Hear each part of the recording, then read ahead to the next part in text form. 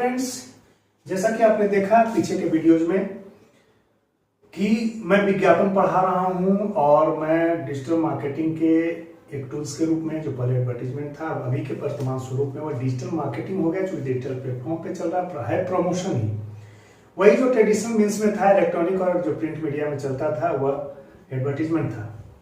मैं दुनिया को एडवर्टीजमेंट का ट्रिक्स पढ़ा रहा हूं, लेकिन आपको जानकर सुखद आश्चर्य होगा कि मैं अपना वीडियो आपके लिए जो काम कर रहा हूँ, जो वीडियो बना रहा हूँ, उसका प्रमोशन का कोई उपाय नहीं करता हूँ। पिछले वीडियो जो भी चले जाइएगा।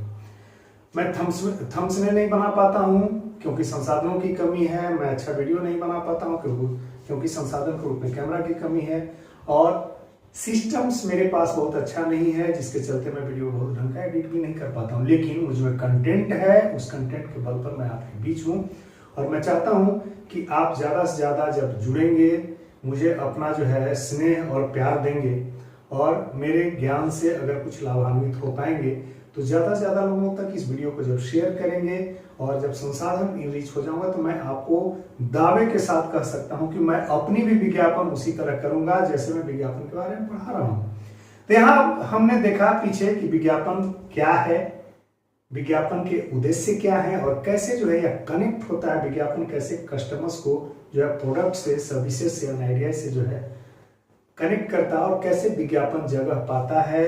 हम उन विज्ञापनों के जो मूल्य हैं, जो विज्ञापन किए जाते हैं, जो तौर तरीके हैं, उनके बारे में हम आगे देखेंगे कि विज्ञापन के जो मॉडल्स हैं दो, वह कैसे विज्ञापन के तौर तरीके को तय करता है। क्या है विज्ञापन के मॉडल्स? अभी हम मॉडल्स ऑफ एडवर्टीजमेंट के बारे में बात करेंगे, विज्ञापन के मॉडल के बारे में बात करेंगे। यह विज्ञापन के मॉडल दो हैं।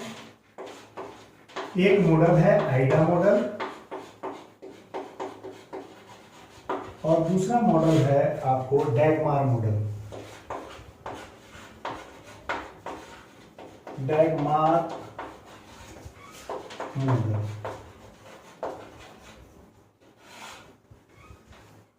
अब आपको लग रहा हो कि ये मॉडल क्या है, मॉडल की जरूरत क्यों पड़ती है, मॉडल आखिर क्या काम करते होंगे।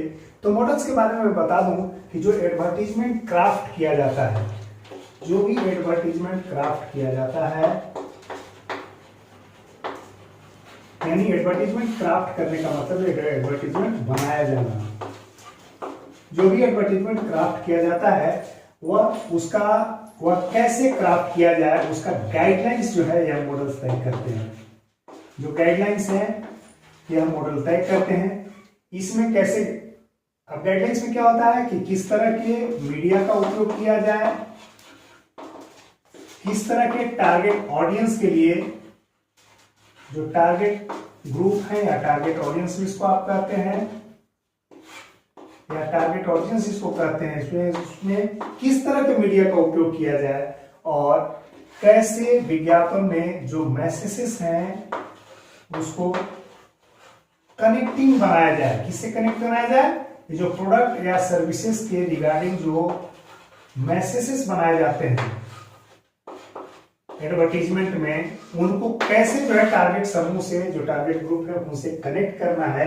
ये सारी गाइडलाइंस जो है विज्ञापन के मॉडल तय करते हैं। तो यह तो आपको समझ में आ गया कि विज्ञापन कोई भी जो मॉडल होता है, वह मॉडल क्या होता है, वह अनुभव पे आधारित होता है, एक रिसर्च पे आधारित होता है, और उस रिसर्च के मार्फत से यह जो कंक्लूजन्स निकलते हैं, जो इन्फ्रेंस ड्रा होते हैं, उस इन्फ्रेंस जो ड्रॉ होते हैं, उसके आधार पर जो है एक गाइडलाइंस तय होते हैं किसी भी कार्य को करने के लिए। तो यहाँ भी विज्ञापन के मार्फत से जो विज्ञापन के दो मॉडल्स हैं, एक डैगमार मॉडल्स है और एक जो है आइडा मॉडल है। अब आइडा मॉडल के बारे में मैं आपको बता दूं कि यह जो है एक्रोनिम्स ऑफ वर्ड्स को अगर आप समझेंगे, एक्रोनिम्स ऑफ आइडा को अगर हम कर लें, एक्रोनिम्स का मतलब आपको पता होगा, जो शब्द संक्षेपण होते हैं, जो शब्द संक्षिप्त में दिए जाते हैं, उसी को एक्रोनिम्स कहा जाता है। जब इसका हम फुल फॉर्म करेंगे तो आइडा का मतलब हुआ AIDA। आइडा का मतलब हो गया अवेयरनेस या attention.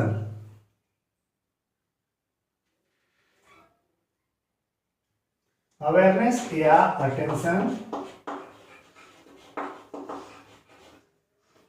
I for interest, I for interest, D for desire और A for action। इन्हीं चार जो शॉर्ट फॉर्म्स हैं, चार जो एक्रोनिम्स हैं, उस एक्रोनिम्स को अगर हम उसका फुल फॉर्म निकाल लें तो यही जो मॉडल्स है इसी को हम लोग आइडा मॉडल्स के नाम से जानते हैं। अब आपके दिमाग में आया हो कि आखिर आइडा मॉडल बना क्यों होगा, कब बना, कैसे बना, किस लिए बना, उसके उद्देश्य क्या होंगे और यह शॉर्ट फॉर्म्स करने के पीछे का क्या उद्देश्य होगा, कैसे किया गया होगा। तो अगर हम आइडा मॉडल की बात करें तो यह 1898 में पहली दफा यह मॉडल एल्मे लेविस के द्वारा, यह मॉडल जो है एल्मे लेविस के द्वारा दिया गया था।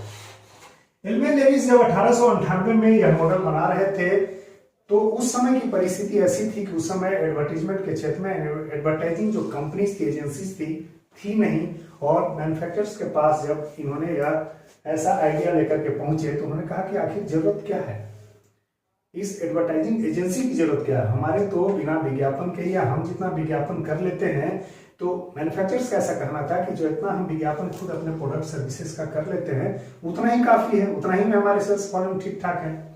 तो इल्मे लेविस ने कहा कि आपको मैं बताता हूं कि इस मॉडल से आपका क्या होना है, इस मॉडल से के बारे में जब आप समझेंगे तो आपको पता चलेगा कि क्यों अपने प्रोडक्ट्स एंड सर्विसेज के सेल्स के वॉल्यूम को बढ़ाने के लिए आपको जो है हमारी जरूरत पड़ेगी, यानी एडवर्टाइजिंग एजेंसी की जरूरत पड़ेगी। तो यह प्राइमरी स्टेज था जब एडवर्टाइजिंग एजेंसीज को एस्टेब्लिश करने की बात जो है इल्मे लेविस सोच रहे थे, जो अमेरिका के थे। 1898 की बात है, आप समझिए कितना पहले की बात है। इन्होंने जो मॉडल दिया उसी मॉडल का नाम है आइडा मॉडल। अगर हम एक्रोनिम्स ऑफ आइडा को तोड़े यानी इसके फुल फॉर्म्स को करें तो यह अवेयरनेस, ए फॉर अवेयरनेस है, अटेंशन है, आई फॉर इंटरेस्ट है, डी फॉर डिजायर है, ए फॉर एक्शन है। अब हम एक एक करके इन चीजों को समझते हैं। इन्होंने जो लेविस थे इन्होंने फॉलो किया 4 कॉग्निटिव स्टेप्स को।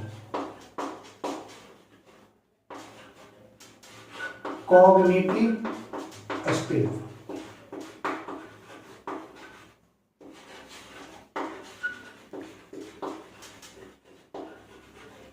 कस्टमर्स के जो 4 कॉग्निटिव स्टेप्स हैं उसको इन्होंने इस मॉडल में इंक्लूड किया है। अब आपके दिमाग में आ रहा कि 4 कॉग्निटिव स्टेप से क्या मतलब है। जब कोई कस्टमर्स कोई प्रोडक्ट को पहली दफा खरीदने जाता है तो उसके दिमाग में यही 4 चीजें चल रही होती है जो ग्रेजुअल चल रही होती हैं। मान लिया जाए मुझे मोबाइल खरीदना है, एक अच्छा मोबाइल खरीदना है यूट्यूब चैनल चलाने के लिए, यूट्यूब चैनल पे वीडियोज बनाने के लिए। तो सबसे पहले जो मेरे दिमाग में पहला स्टेप होगा वह मैं चाहूंगा कि यूट्यूब के कंसर्न्स के हिसाब से, यूट्यूब चैनल चलाने के हिसाब से ऐसा कौन सा मोबाइल होगा जो मेरे लिए उपयोगी होगा। तो इसके लिए मैं क्या होना चाहता हूँ, अवेयर होना चाहता हूँ, मैं उसके प्रति अटेंटिव होता हूँ। और यह अवेयरनेस जो मेरे दिमाग में आता है कि मैं उस मोबाइल के फीचर्स के बारे में जानूं कि कैसे मोबाइल हमें लेने होंगे, किस फीचर्स के मोबाइल लेने होंगे जो कि यूट्यूब चैनल के लिए सफिशियंट होगा और हमारे रीच में होगा, यानी इन टर्म्स ऑफ मनी जो है हमारे रीच में होगा, बीइंग कस्टमर्स हम उसको खरीद सके।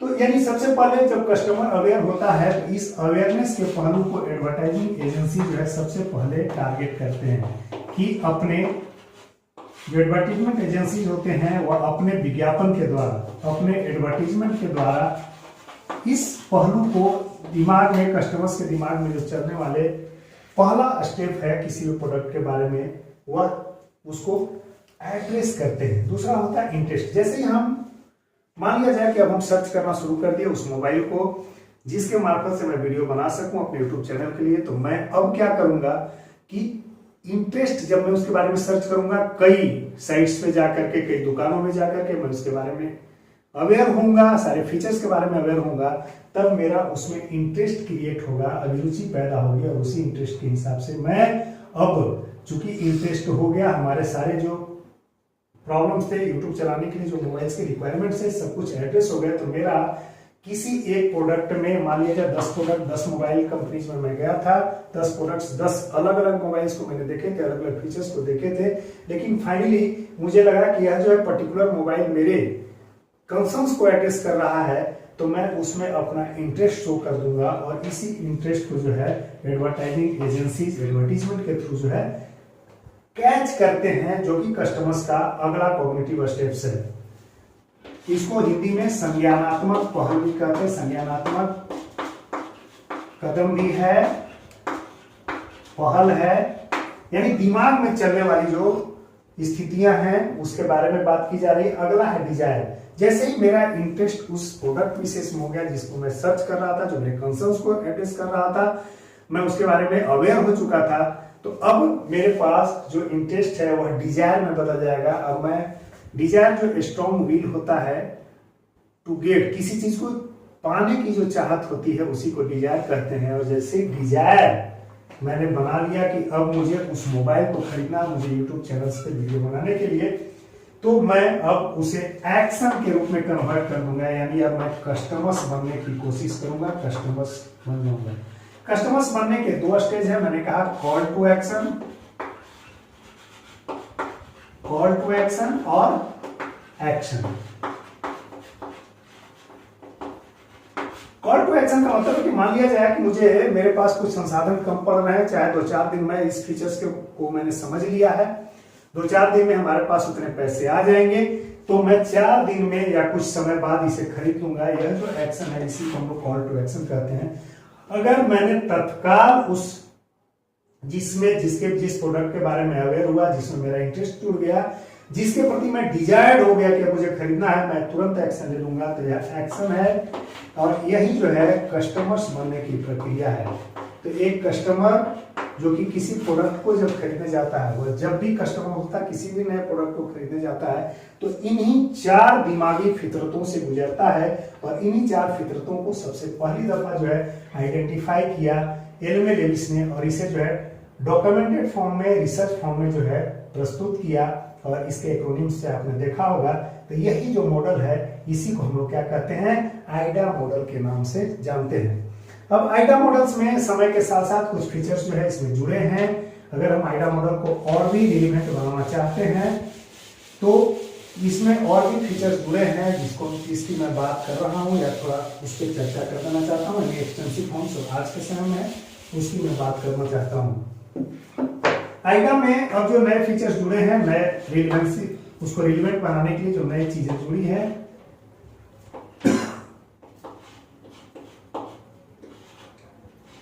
इसमें अवेयरनेस, इंटरेस्ट, डिजायर, सी कॉन्फिडेंस,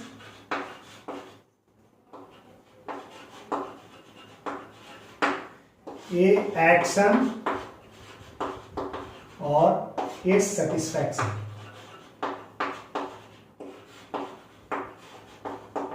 यानी क्रम वही रहा, बस एक क्रम बदला है कि अगर जो है कोई कस्टमर किसी प्रोडक्ट के बारे में अवेयर होता है, वह विज्ञापन के थ्रू हो रहा है, एडवर्टीजमेंट के थ्रू हो रहा है, तो उसमें इंटरेस्ट क्रिएट हो जाता है। और विज्ञापन में भी इंटरेस्ट को क्रिएट करने के जो इंटरेस्टिंग फीचर्स होते हैं प्रोडक्ट एंड सर्विसेज का, जो मैसेजेस होते हैं प्रोडक्ट्स एंड सर्विसेज का, उसको बहुत ही क्लियर ढंग से, बहुत ही कनेक्टिंग फॉर्म में दिखाया जाता है। इसके बाद वह कस्टमर उसके प्रति डिजायर करने लगता है कि I have to buy, the will of customers becomes to be desired। And इसके बाद जैसे ही वह आता है तो इसके बाद वो कॉन्फिडेंस उसमें शो करता है। कॉन्फिडेंस शो करने के बाद वो उस पर एक्शन करता है, वह कस्टमर बन जाता है। एक्शन का मतलब होता है किसी प्रोडक्ट का, किसी सर्विसेज का फाइनली कस्टमर बन जाना। और जब वो कस्टमर बन जाता है और उस प्रोडक्ट या सर्विसेज से उसे सेटिस्फैक्शन यानी संतुष्टि मिलने लगती है, जब संतुष्टि मिलने लगती है, सेटिस्फैक्शन होने लगता है, तो इस संतुष्टि के बाद वह जो है लॉयल कस्टमर बन जाता है। और वह जो है हमेशा, जब तक वह प्रोडक्ट, जब वह लॉयल कस्टमर बन जाता है, वह हमेशा उस प्रोडक्ट से जुड़ा रहना चाहता है, ऐसी स्थिति होती है।